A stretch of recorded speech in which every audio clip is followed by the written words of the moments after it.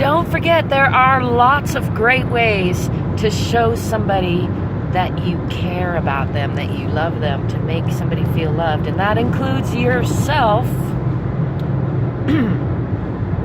Let's brainstorm some of them, shall we? Hi, I'm Angel, by the way. Thanks for stopping by. I am into self-care lately, trying to do a better job of taking care of myself and reflecting on, and trying to do a better job of showing that I care and showing love and care to other people that I love, not just myself. And in doing that, I've come to learn firsthand what's in all the books, which is that we have different love languages. We have, some of us take things different ways. So some people, for example, like words of affirmation, that's a very common, kind of well-known way to say good job, or I love you, or I care about you verbally.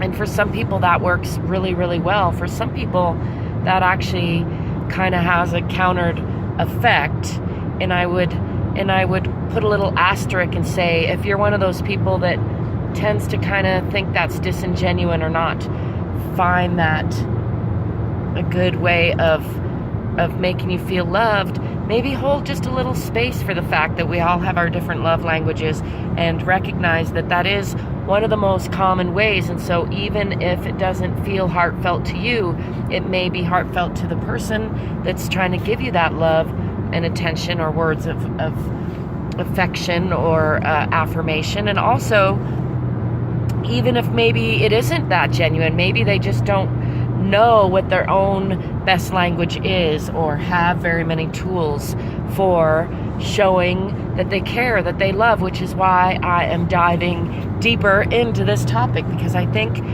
that we all benefit the more ways that we think about that we could share love with each other, give and receive love from and to each other. I think it's also an important asterisk over here to mention that, well, of course you can love even if somebody doesn't reciprocate.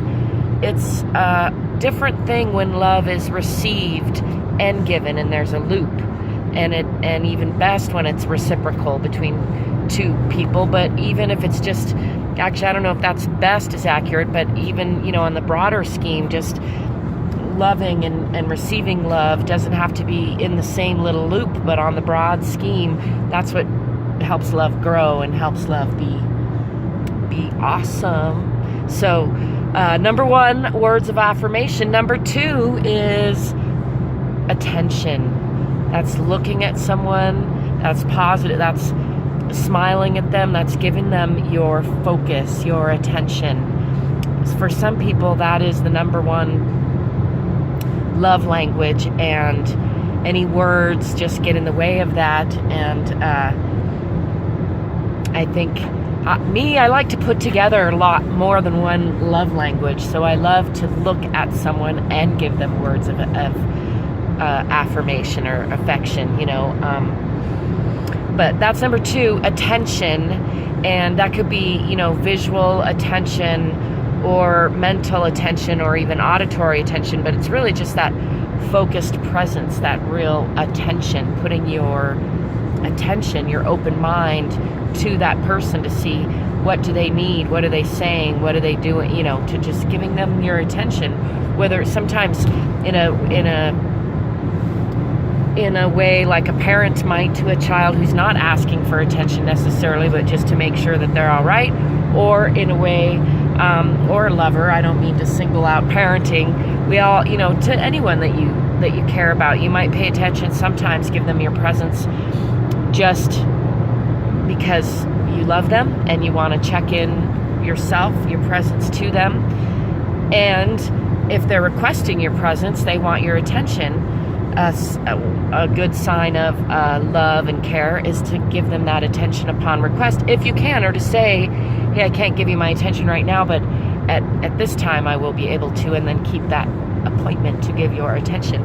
That's number three. Number four is touch. Touch is a lovely way of sharing love.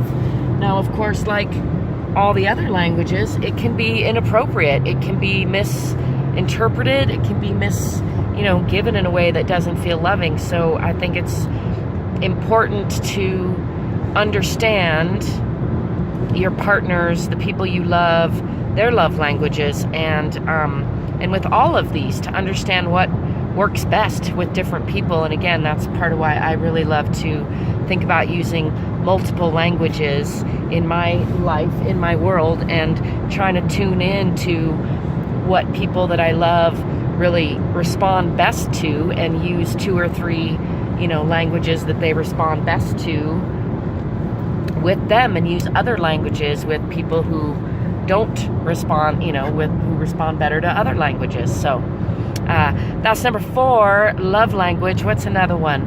I know there are some like textbook ones, and I'm probably straying from that list because, textbooks are just made up. I'm making up my own stuff from my own experiences.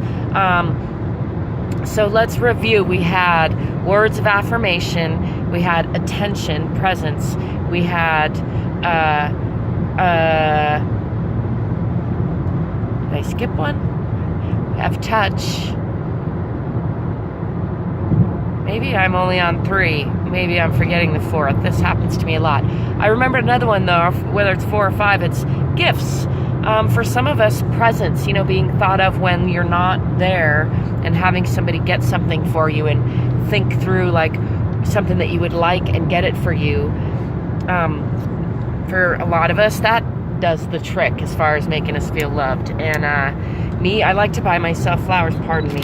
I like to buy myself flowers pretty often because that makes me feel special, and I just like to look at them. They are pretty. I like to smell them, look at them, all of that. And if other people buy me presents, I like that as well. Now, for me, presents without words, without touch, like, I pretty much need all the ones I've mentioned so far: presents, words, touch, gifts. What are some other ones? I know there are more. Why don't you help me out? Put those in the comments below. I'm going to wrap up this video and leave some of those to you because the views are too spectacular, and I'm coming up toward Pueblo, where I'm going to make a little quick pit stop. I'd love to know, what is your favorite language of love, or do you combine them? Can you think of some others that I left out? I know there are some that I'm forgetting from the classic list, and then there are probably some that you could make up that you can think of. So let me know in the comments. Like, what about creating something for somebody? Like, I've written songs for people, or inspired by people, and then also for them, and those are kind of 2 different energies, but still, as a way, it's kind of a gift, it's kind of a presence, it's a unique way of all of those, right? It's an expression of feelings, telling somebody how I feel. To me, that's kind of a big deal, and I've often don't get the best response for it, but I still feel like it's something that I give to people that I love. I do my best. Love to know what you think of all that. Give me a thumbs up.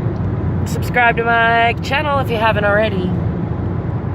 Look in the description if you want to find ways to connect to me and ways to support me. And until next time, I wish you peace, prosperity, fantastic views, fun, laughter, lightheartedness, and don't forget to play every day.